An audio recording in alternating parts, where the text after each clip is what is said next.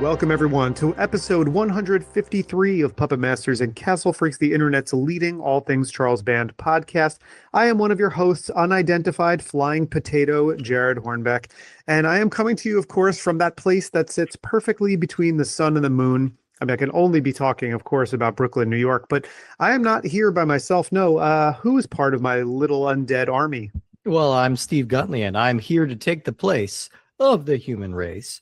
This is the podcast about excessive lawn gnomes, alien eye morphing, and the worst sound mixing of all time. That's because this is the podcast about teenage space vampires, a late Moonbeam feature that gives us a good opportunity to talk about kind of a latter day Moonbeam era, a period we haven't really touched on very much as of this point.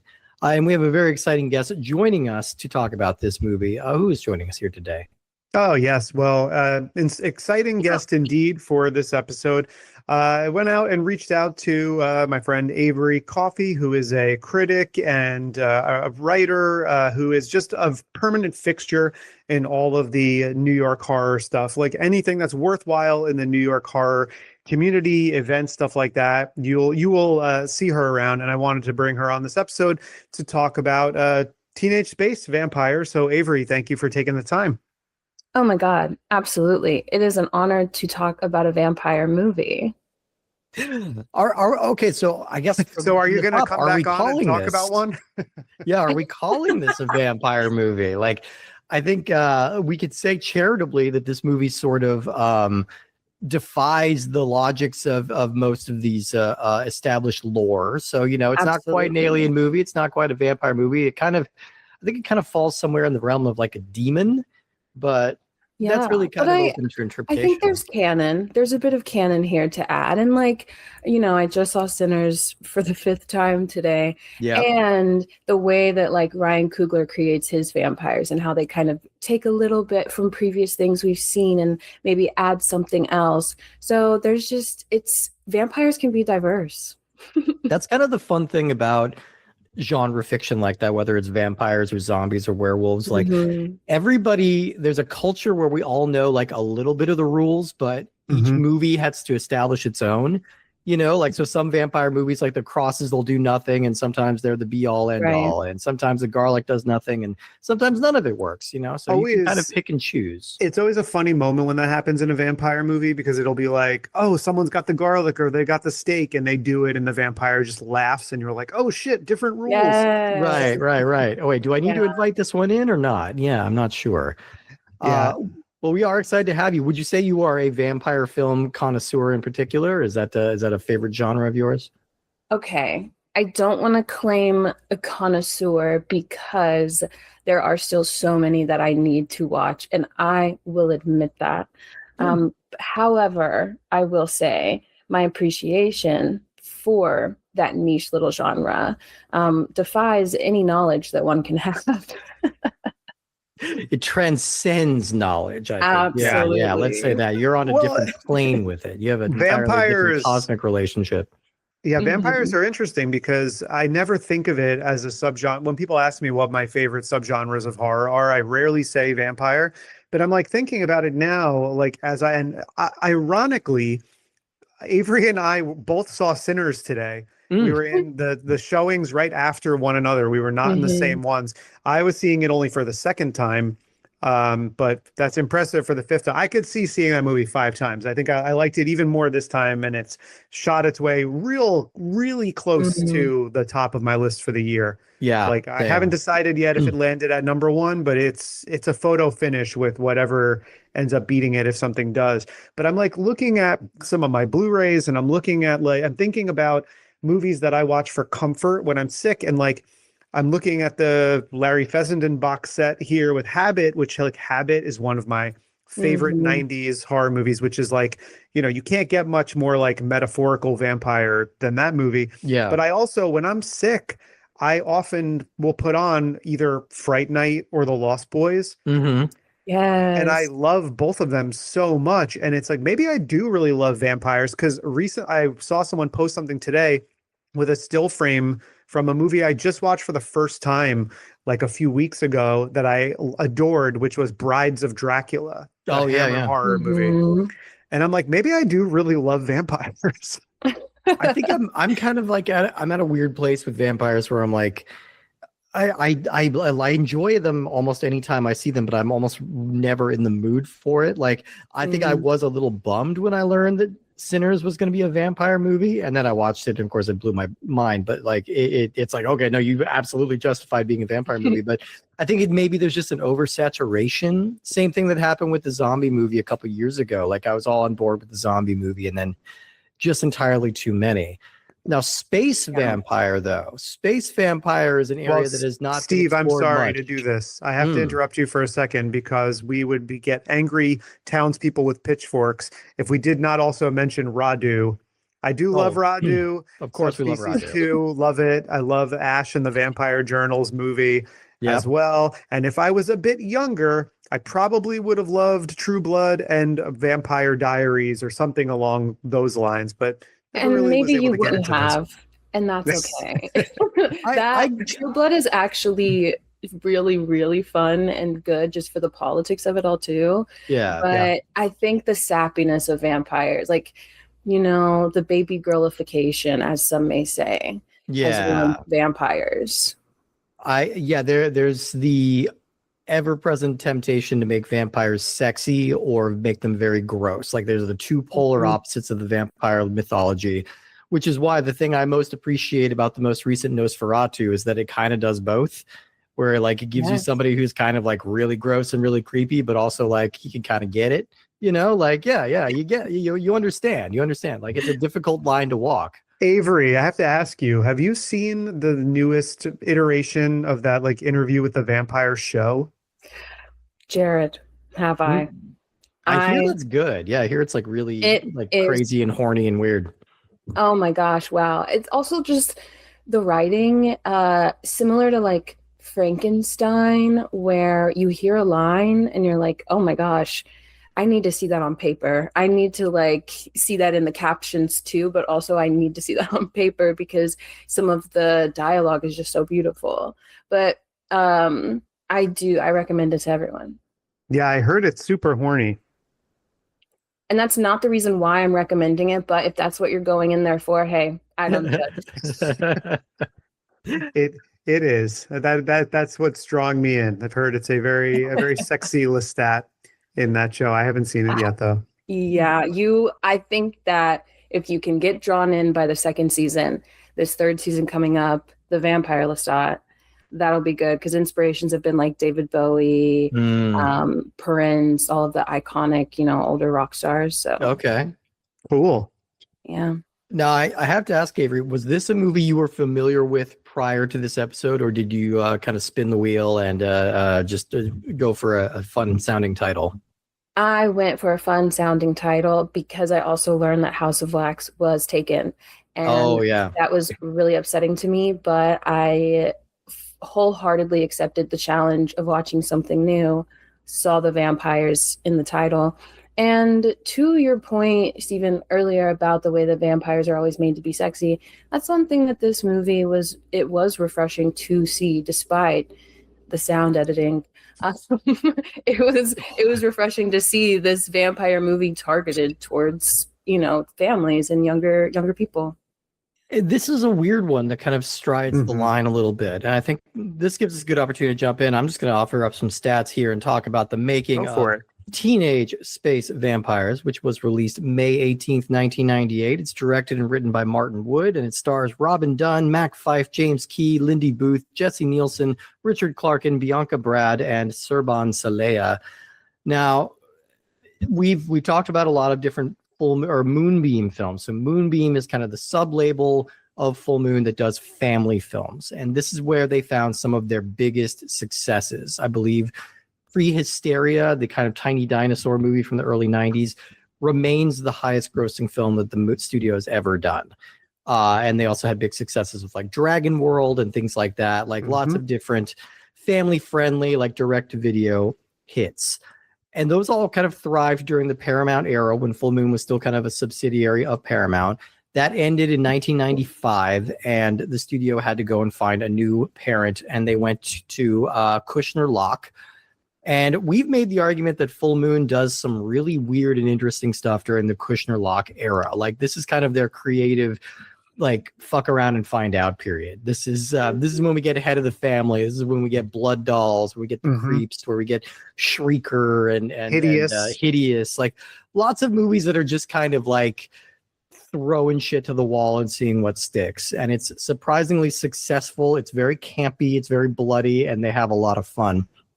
It's kind of undeniable to say that Moonbeam, the family-friendly studio, had a harder time finding its footing than Full Moon proper did. I think we're getting a lot of diminishing returns on these things, I think, and I'm not sure exactly why. Maybe there's like a shrinking market for this kind of like family-friendly stuff at the time. But either way, they're starting to show a real decline in quality and production value. These used to be the movies where they would actually dump their money. Like, most Full Moon movies around that time would have a budget of like $500,000 to $1 million. Moonbeam films would get about $5 million. So like they're giving them like an approximation of a Hollywood budget. Yeah, and with these movies, and we talk about the early Moonbeam stuff was coming out during the Paramount years, and Paramount had a great distribution deal with Full Moon. Charlie was making movies that were selling VHS copies, and so Paramount was happy. Charlie was happy for a 4 or 5 year period. Paramount was doing great. When it was Kushner-Locke picking up to distribute here, those budgets really did slash to the point where I think Kushner-Locke was distributing stuff from like 1996 to 2000 or something like that. And in that period of time, they distributed 80 movies. Yeah, it's wild how many they put out, like back to back to back to back to back. And the quality dips and varies a lot, but I feel like after the Kushner-Locke era, they're going to hit kind of the real basement in terms of budgets. Like, this is when the movies get absolutely the cheapest. They're getting shot on like really crappy looking digital. They do some good movies in this time, but they're a little physically harder to watch. Then they kind of bounce back and find some more mainstream success with Ginger Dead Man and Evil Bong and real kind of like lowbrow, like I call it their Spencer's Gifts era. This is when they're making money and they're kind of back in the public eye, but it's for increasingly cheap looking and kind of bad horror comedies. So this period is just kind of a sweet spot for us. I think we cover a lot of movies from around this era that are really interesting and weird. And I think Moonbeam was stuck in a more difficult position because without the Paramount backing, they had to go with a company called Canacom, which is a half Canadian and half Romanian production company. Canarom, I got that wrong. And they shoot all of it's Canadian funded, but it's all shot outside of Bucharest. And so all 6 of these films, there are 6 movies that were produced for Moonbeam under this Canarom production company. This is kind of typifying the type of them. I believe all 6 of them were shot in the same neighborhood, quote unquote, which is a fake suburban cul-de-sac they made outside of Bucharest to simulate an all-American suburb. Now, I'm going to say, I don't think there was one moment in this entire movie where I thought, oh, this takes place in America. Like, there was never one shot, even when we're showing, like, even when we have the suburban, like, backdrop and everything like that, it reads as so European to me in a way that I can't really put my finger on. Well, I can tell you it's the soccer stadium for one, because I don't think America takes soccer that seriously. We simply don't. And there are also a lot of gargoyles, like I'm not saying we don't have some gargoyles, but they had a lot. And also just a weirdly high number of people with heavy Eastern European accents wandering around, with the exception of the one character who is expressly written as an Eastern European, and that's played by an American not even attempting an accent. So go figure. They made some choices on this one. I mean, it's funny. I mean, this is a Romanian vampire movie, if you want to say that. I mean, this is an Eastern European. We're about as close to Transylvania, as you can get for one of these films. Avery, I'm really curious. So we've been giving a lot of stats about the history of Moonbeam and the history of where Full Moon was at this time. And so I'm curious, like, what is your background with like full moon features and these like straight to video movies? Like, were these movies that you had some prior knowledge of, or when you were looking at the spreadsheet and doing this and that, were you kind of like surprised to see how many of these productions there are? A little bit of both, honestly. I think that because of their wide variety of, I'm going to call them successes because they're successful in my household. Yeah. The movies that I watched, growing up and continue to even discover now, it's like I had no idea that this company was out there, and that they are responsible for all of these ranging films too. Because looking at the grid that you sent, Gingerbread versus Evil Bong, I've been eyeing that movie for 3 years at this point, scared to press play, but so intrigued. And now that I have seen both sides of the spectrum of what Full Moon can offer, I'm like, I think now's the time. We literally just covered that movie a couple days ago. We recorded that episode, and I think you're probably good. I think you're good. I think if you want to let that one slide, you can forgive yourself. Yeah. Well, perfect. I guess that's a good segue then into my next question that I have for you, because for all of its flaws, and this is obviously like a flawed production, which you run into a lot with these kind of things. I found it to be like amiable and inoffensive enough where it was reminding me of things like, I'm like, okay, this is aggressively 90s, first of all, down to like, all of the guys have like the Ryder Strong haircut at that time. Like this was when this movie came out, like right around the time that I was like a senior or graduating high school. And so they dressed a lot like how I looked back then. And it was kind of traumatic and off-putting.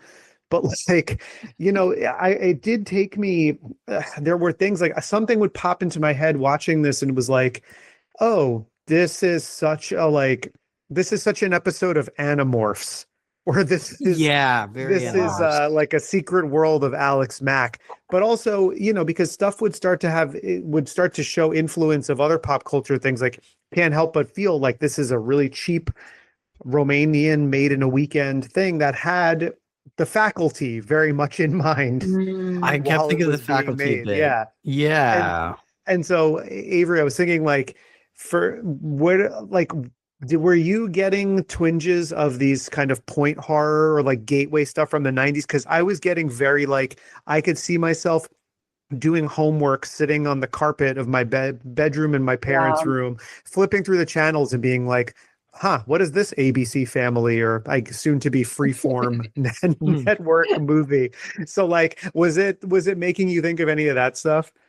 Oh, most definitely. I actually wrote down in my notes that this is Buffy the Vampire Slayer if it were written by R.L. Stein, because I feel like only a mind capable of the things that R.L. Stein writes can come up with something like alien vampires. So I definitely, as I'm watching it, the 90s of it all, the visual effects really are what reminded me of Buffy and Angel. I'll throw Angel in there too, because same team, same minds, where it's endearing.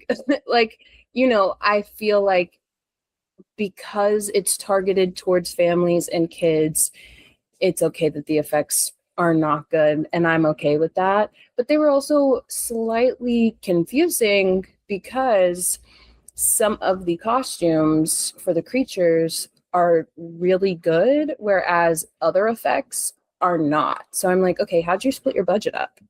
It's always a confusing question, because sometimes every once in a while they'll be like, oh, okay, that creature design looks actually kind of interesting, but like, what's up with these weird digital effects morphing this guy's eyeballs? And like, I don't know, they're really bizarre kind of spread on it. But I think this does, like, charitably, I will say this movie, at the very least, like, this is evolving a little bit with the Moonbeam audience, right? Because the first couple of Moonbeam movies were strictly like little kid fare, it's pet shop, it's cute creatures, and it's like wacky shenanigans, or it's like Home Alone ripoffs. This one is kind of drifting into that, like, Are You Afraid of the Dark territory, where it is, it's not full on horror and it's not full on kid stuff, but it's like it's aiming maybe a little bit later teenager rather than like little kid like the early Moonbeam movies do. So I'll give it credit for that. I will say I struggled with this movie just because it was just kind of like falling out of my head as I was watching it, which usually I don't have a problem retaining these, but for whatever reason this one was. I think a lot of what I was struggling with was the sound quality. And I went through a whole journey with this, and I think we all kind of had to find our way through this thing. And I don't know if anybody else watching this on Tubi is getting the same problem, please let me know. But when I watched this on Tubi, the sound mixing was some of the most bizarrely terrible, like to the point where I wonder if somebody in the lab just like pressed the wrong switch, because the dialogue is so muffled you can barely hear it. It's like deep background. And what you're hearing mostly is room tone, traffic sounds, and birds. Birds, a lot of That birds. is primarily what I was hearing. And I'm not talking like in outdoor scenes. I'm talking like in interior classroom scenes where kids are watching movies. The birds are louder than anything else I'm hearing. So I switched it over from that to the Full Moon app, where it's called Darkness, a teenage space vampire saga or something like that. Like I think they're going for a Twilight thing with it. Mm-hmm. But it's so that version it fixes the sound mix a little bit. It's still a little muddled, but it's also the Avery. I don't know if you're familiar with this insane practice that Full Moon does, and I don't know if it's them or if it's Tubi or who's responsible for it, but they'll take an 80-minute movie like this one is, which is the right length for this movie, if not too long, and they make it an hour and 41 minutes. And they do that not by adding scenes or extending scenes. They do that by slowing the frame rate by like 1.5. And so you're just watching the same exact movie. And like, if you're not like looking for it, you may not notice. You might just think, oh, this is kind of a slowly paced movie. But me having gone from like one to the other, I could really, really, really tell that this thing was being slowed all the way down. I turned up the playback speed on the app and it didn't change anything. And so like it came down to like, all right, do I listen to this terrible sound mix or do I watch it at this glacial pace? And I went for terrible sound mix because at least that was kind of more interesting. This is like the 5th time we've encountered this happening, where we can't decide on a runtime for the movie because we're like, well, on Tubi it's 75 minutes and here on the Full Moon app it's 97 minutes. Yeah. And it's like, this movie can't be 97 minutes. Then we go to IMDb and it's like, no, it's 75 minutes. And then we found it out the hard way by watching Killjoy 2, and we're just like, why everyone sounds drunk? Their dialogue is slowed down. It's really wild. It's like the carelessness of handling of property, where it's like, no, it's like, just get this thing out there. People don't care or put in any thought or pride into what this finished product should be like. I will say there was a version on YouTube that was the normal like 82 minutes or whatever, that was a better sound mix. And I was going to say, if it was a bad sound mix thing, it's interesting. It's Tubi. There's always going to be a curveball with Tubi. If that's just how it was recorded, then I hope those Foley artists got some fat paychecks for their work in this movie. Yeah. They were working overtime. Yeah, I think if you're up against one or the other, I think the sound quality is just going to be the way it is, actually. Because I noticed something, I mean, a lot of the same issues that you all had pointed out, I noticed too, but when it really became blatant was when they're in the spaceship and there's whispering going on. And it's like, you're not supposed to be whispering right now, but also like you're supposed to whisper at a sound in which we can hear you.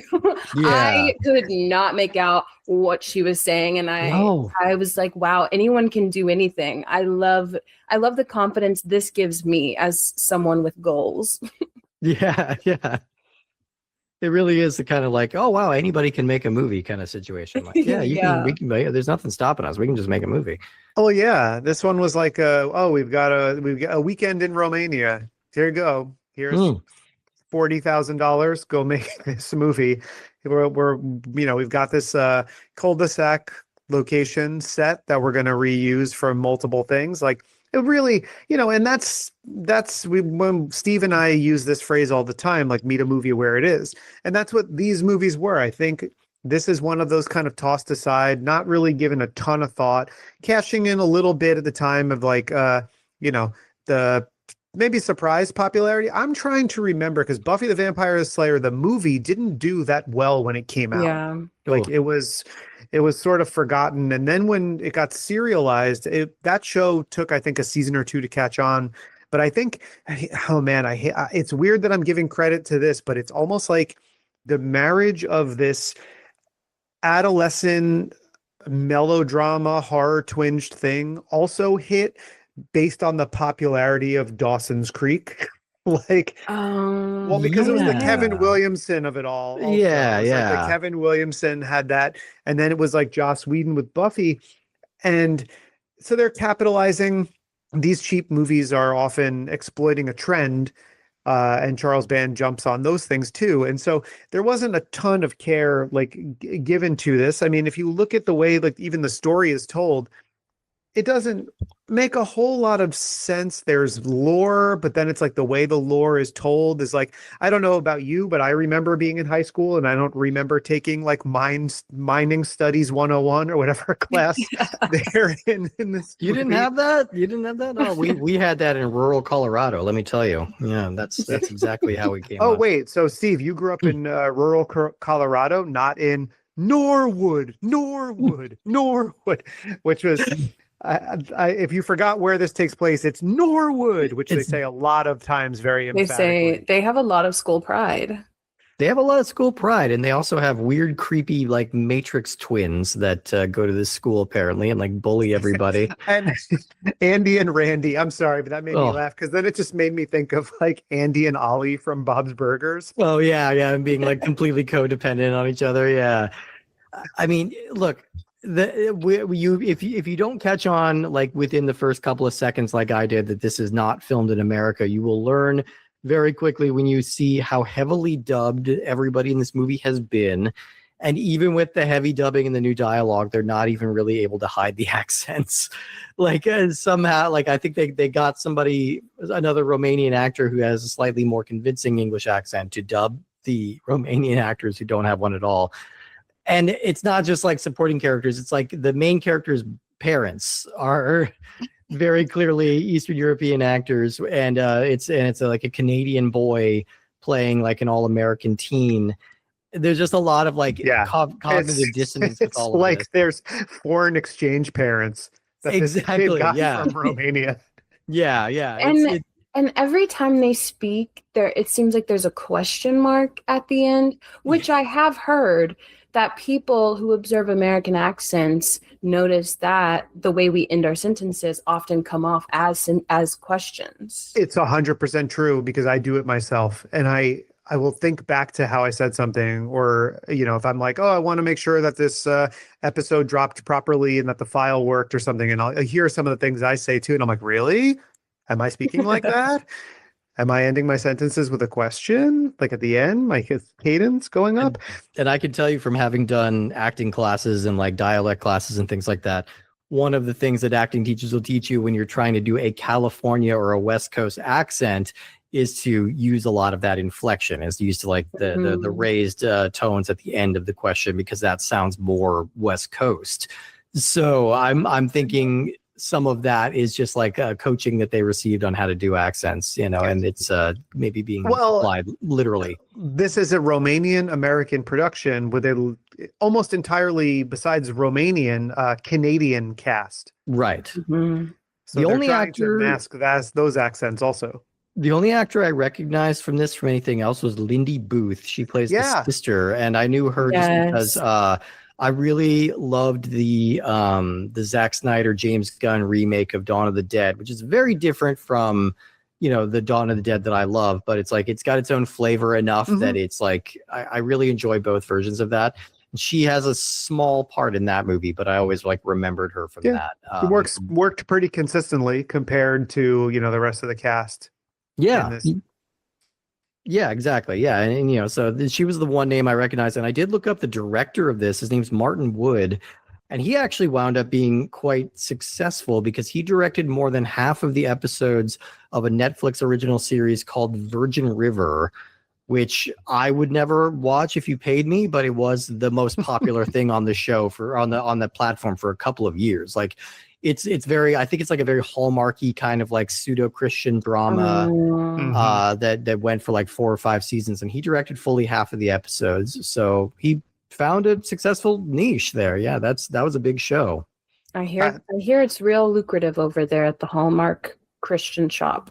Oh boy. And you would be surprised at how much crossover there is with Full Moon directors and Hallmark directors. Oh like my gosh. whether it's Hallmark proper or just kind of like the knockoff, like wannabe Hallmark movies, like there's a lot of people who work on like, you know, movies like this that we cover and those things. So yeah, somebody will direct Teenage Space Vampires, and then you scroll through their filmography, and it's like in 2014 they directed a movie called like "Oops, My Fiance is a Snowman" or something like that. Sweaters and sweetbreads, A Country Christmas.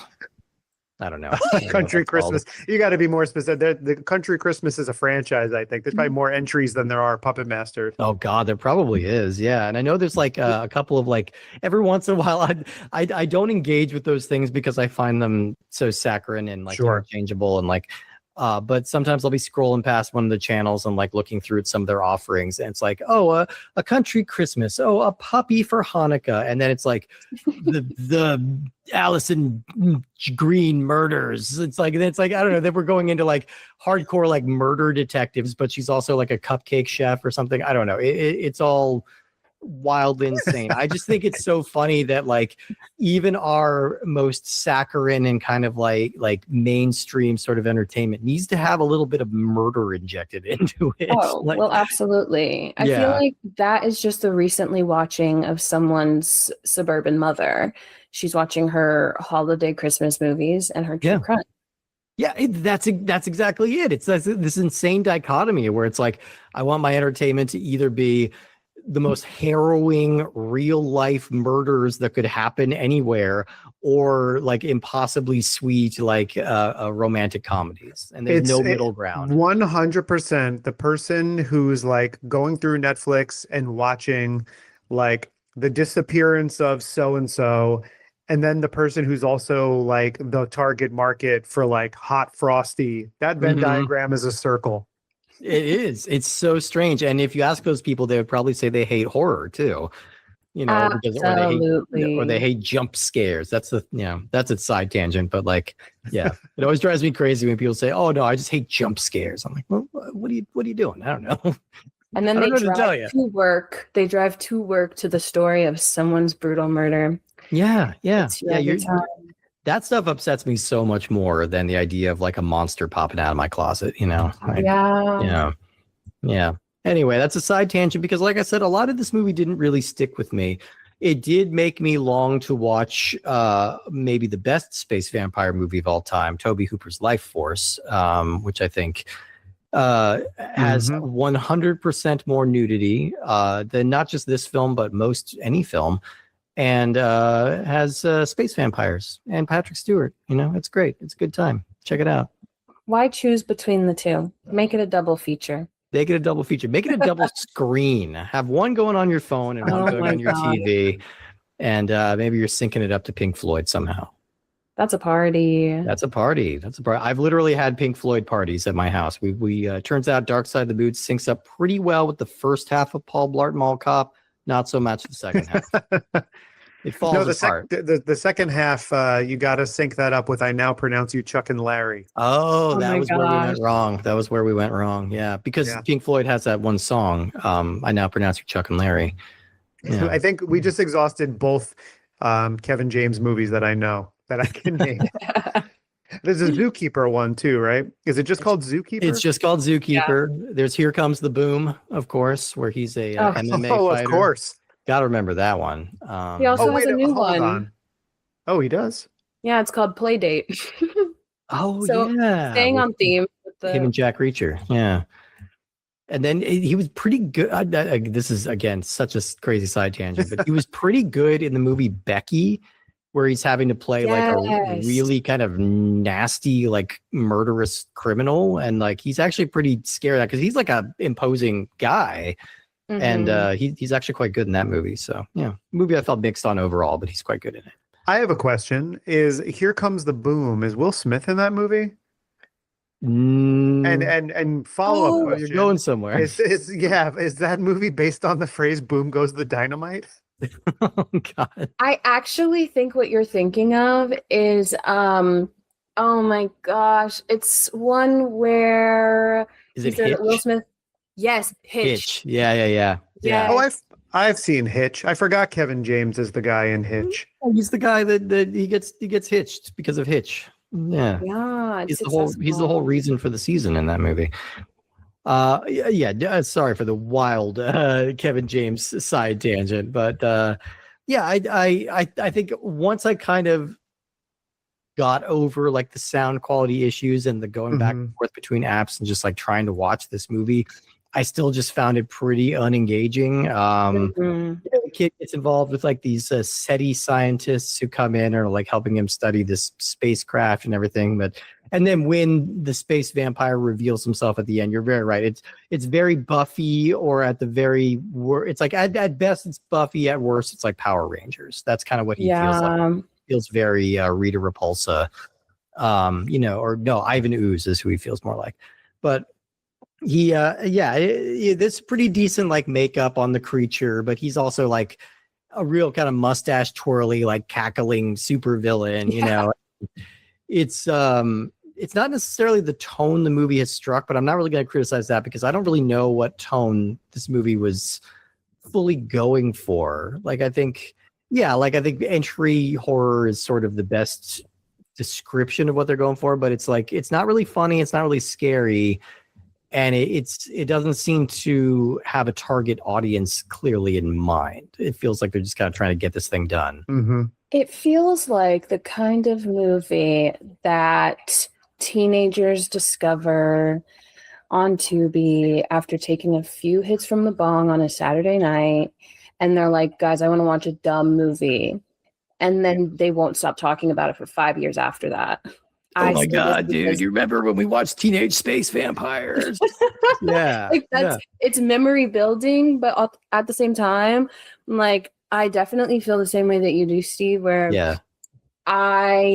it's not a vampire movie that I would choose to watch, but I'm glad that I can now add another one to my arsenal. Yeah. I just think that if you're going to sell me the concept of a horror fan in a movie, they need to be a horror fan. And there wasn't enough fanfare. Yeah, there wasn't enough fanfare in here. Well, his wall was littered with Full Moon Productions posters, which I appreciated. I saw there was Subspecies. Yeah. The first shot of the movie was like a shot of Radu's face in the Subspecies 2 poster. And I was like, okay, that's cool. And then there was a giant Pit in the Pendulum with Lance Henriksen poster. There was another one too in there, maybe Oblivion. There's definitely another Full Moon Production poster, a bunch of them up in his room. And there was moments where you could see he has like collectibles and figurines and stuff like that. But I agree, they could have been exploring him as a horror fan. I think that's one of the things that I really love about Fright Night is that Fright Night takes the time to to set up Charlie Brewster as like this person who watches Peter Vincent, who thinks all the time about these movies and cares so much about that. Like, he has figurines, he has collectibles. We don't really spend any time getting to know him. He makes one offhand kind of The Shining reference to his friend, and his friend is like, I don't like that. So it's like clear, like that's what he does to his friend to antagonize him, I guess. But you don't really get a sense of him as a horror fan. I wish that aspect of his personality played a larger role in what his character became and how he ended up having to then deal with the actual threat of this thing. It would have been cool if they framed it with like he just watched a movie about what an alien invasion is like. Because I had a little bit of that, like, I am a sucker, I think, in some ways for movies where there's an outside force that kind of takes over like a town and all of the people, like an Invasion of the Body Snatchers type thing, where all of a sudden all of the people are communally like weird and distant, and there's just like this one person and his friends, and they have to like figure out how to get through to all the people. Like, I love that aspect. What I just felt like they spent a lot of time with the lore in school, being told the exposition of this crystal, and then just like random acts of bullying, like, and then domestic stuff happening, to where the reveal of any space vampire in any capacity didn't happen until 47 minutes into an 82-minute movie. And I was like, this is taking a really long time to get to where it's going. Yeah. It was really spinning its wheels for a while. And like, there's some kind of half-hearted, like the family drama dynamic things that just weren't really connecting. And then like he's got this weird kind of like hacker's friend who hangs out with him and is like trying to get him to get to the bottom. But none of these characters are really very sticky in my head. Like, and I'm just kind of, I don't know. It's nothing really connected here, like for good or ill. Like nothing really vibed outside of like the kind of silliness of the dubbing and like the bad sound design. But what I will say, and perhaps this is an unpopular opinion, and I'll take that, but I think that the performances were not the worst. Sure. You can definitely tell that they're not American, but it does help in just grounding the viewing experience, because nothing connected. The effects were off, sound quality, all of these different things. And yet, as I was watching it, I believe that they were experiencing these things. Like they were fighting alien vampires, whereas in other performances that I see, it sometimes feels like a recitation where they're just saying the lines and they're somewhere else. Yeah. I want to highlight, I will say one performance that I thought I quite enjoyed was the performance of Richard Clarkin, who played Danvers, like the teacher. I thought he was pretty good and pretty committed. And he's also a guy, he was in that hockey movie Goon that I know a lot of people like. And he was also worked with Romero. He's in Land of the Dead. Oh, okay. Yeah. Little connection, another Of the Dead connection there. I thought he was pretty good. And I thought, I think when we did our episode on Sideshow, we talked a lot during that episode about and maybe Witch House also. There is a very standard definition quality and kind of homogenized, nondescript, like family gateway horror feel to this, where there's nothing really that stands out to it. But that's sort of comforting, because I could totally see this as being something, like I said, I'm flipping through the channels. ABC Family says teenage space vampires. And I was, at that time I was weird. I love to kind of like just tape random shit from TV, just, in case I found something that I really loved. And I could almost see this being like a ABC Family movie that I taped and maybe watched like a couple of times and was just like, oh, this isn't like great or anything, but it's decent enough background information. Again, in the late 90s, like, our options were a little bit limited with what we were able to watch. But then, I don't know, maybe 10 years later down the line, talking to someone and being like, oh, do you remember that like ABC Family movie from like 10 years ago with the teenage space vampires? And someone being like, no, I don't remember what that is. And me being like, oh, well, check this out. Like, and then you get to see some fun late 90s commercial breaks in there on the VHS as well. Absolutely. I got like a somewhat comforting feel. Although I will say, like, I don't think this is as good a movie as Sideshow was. I will say I think this is as good a movie as Witch House was. No disrespect to friend of the show, J.R. Bookwalter. Although, wait, the first Witch House was Dakota, right? I think so. Yeah, JR did the better Witch House movies. Yes, he was on to talk about 2 and 3, and I think those are the ones he did, which are both, in my opinion, no disrespect to our patron saint Dave Dakota, but I think better than that. And I think like this is a pretty like surprisingly maligned movie too. Like this is a movie that got a Riff Tracks treatment. Mm. This is a movie that has, you know, a 2.8 out of 10 on IMDb, like a 2.1 or 2.2 on Letterboxd.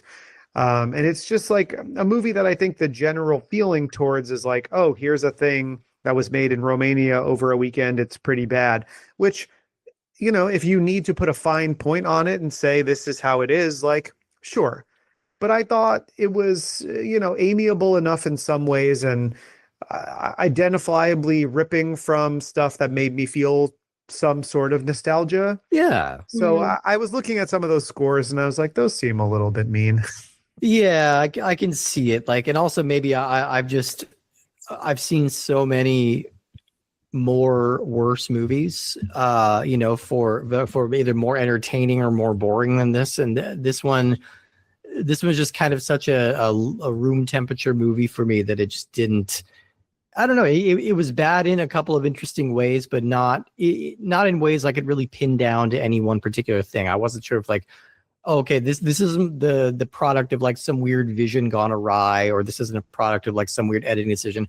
I think a lot of the issues I was having with this movie were purely technical, and it didn't even seem to necessarily be the filmmaker's technical prowess. It seemed like the distributor or the streaming platform or any number of different things were kind of interfering with this movie to make it a worse experience. Like, so it didn't really rank. My favorite like good bad movies are the ones that have some kind of really good intention behind it and just like a delightfully oblivious sense, a lack of skill, you know, or just like a completely misguided idea that the person wholeheartedly believed in. And so like a good bad movie has a pleasant spirit to it. And this one didn't really have any kind of spirit to it, you know, like not pleasant or unpleasant, just kind of nothing. Well, Steve, I think it's, you know, we got so inundated and bogged down, you know, after this with you know, movies about Vlathos. Like this is a really, you know, this is a kind of a quaint origin story. Like, you know, that the whole this extended universe and mythos has done nothing but grown in the last, you know, 26 years or 27 years since the release of this movie. No, of course. Who doesn't have the tattoo? Yeah. Yeah, I mean, there's so much mythology here in this one. I just think this was interesting to me because as a completist doing this show, obviously we have a finite number of things we're covering on the show and we're really streamlined with what we're focusing on, but you get to see a glimpse of like the handing over of these what would be Moonbeam properties from Paramount to Kushner-Lock. And I think it's interesting to see that they realized in real time, like, no, this isn't really a way we're going to spend our money anymore. Yeah. Like when you watch Prehysteria or Pet Shop or those old ones, it's like that budget shows for those movies and Dragon World and ones like that. And it's like, no, this is like kid friendly, but family friendly, like movies that parents could watch with their kids without feeling embarrassed. And like, and they pumped money into them and they performed really well and sold a ton of units. And I think what you're seeing with this movie is where them kind of coming to the decision, like maybe this isn't a market that we're going to tap anymore, because Full Moon during the Kushner-Lock becomes a little bit more crazy and unhinged. And then as it goes from Kushner-Lock into Shadow or Tempe and Shadow, you stop seeing movies like this really pop up. Like there's a handful of them and we'll cover them all in this Kushner-Lock from 96 to 2000.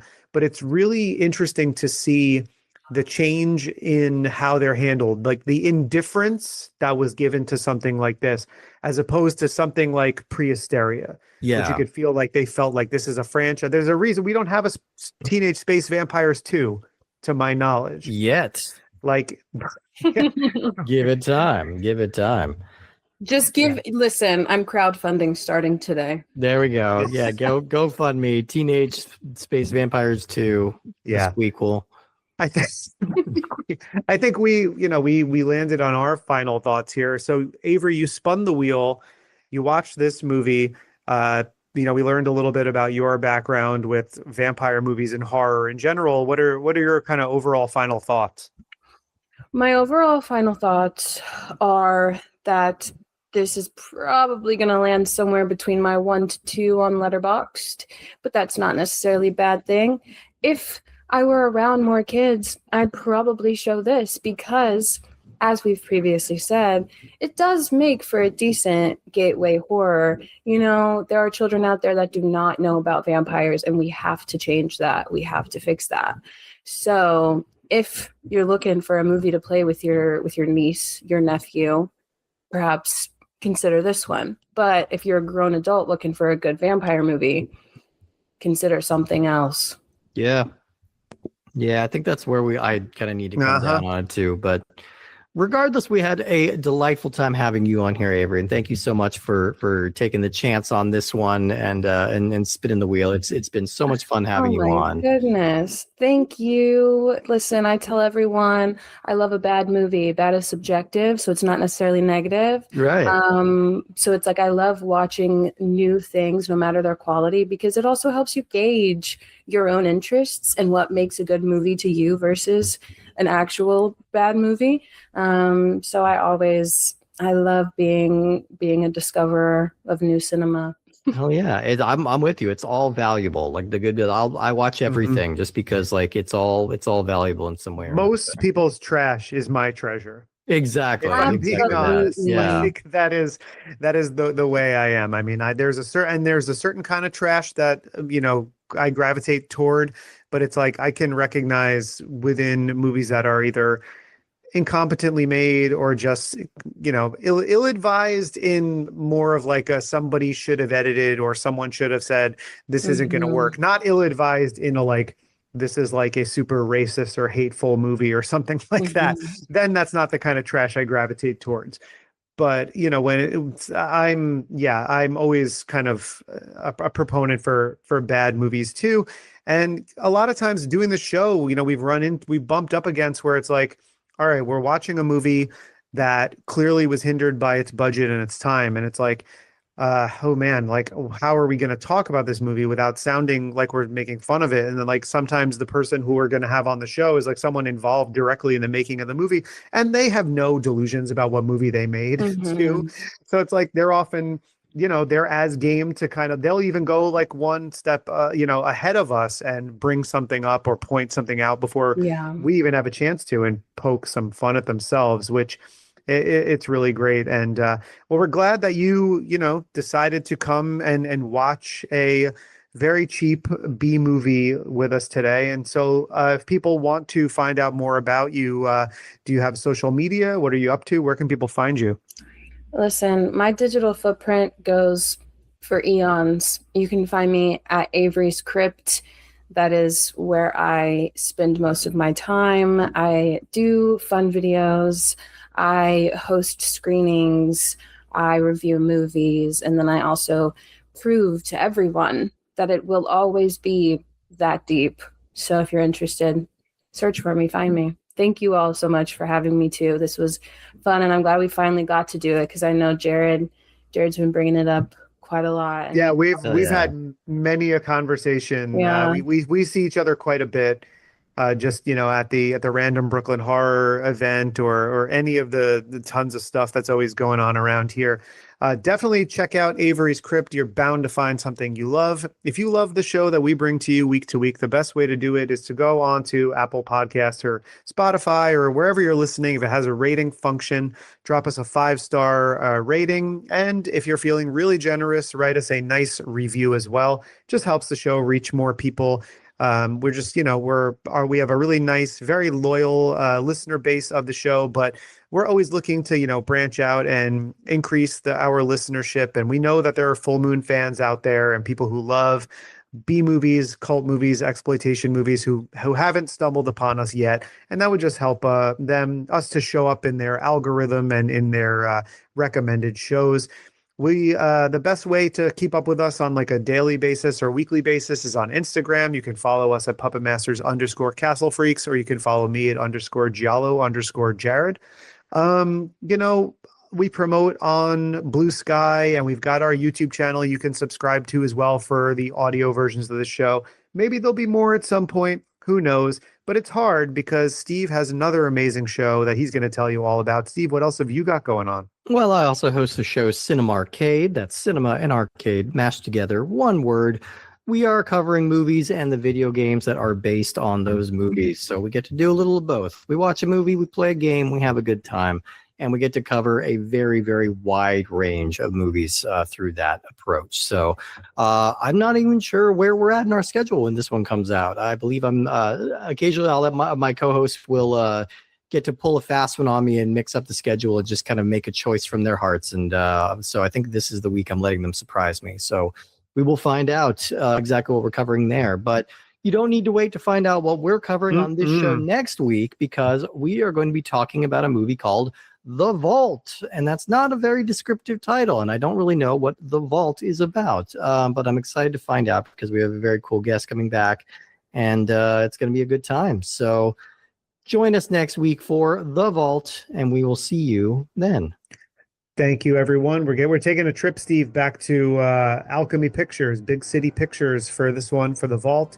As you mentioned, we have a very exciting return guest. And one more time, thank you to Avery Coffey for joining us on the show. It was such a treat to have you here, and we will see you all next time.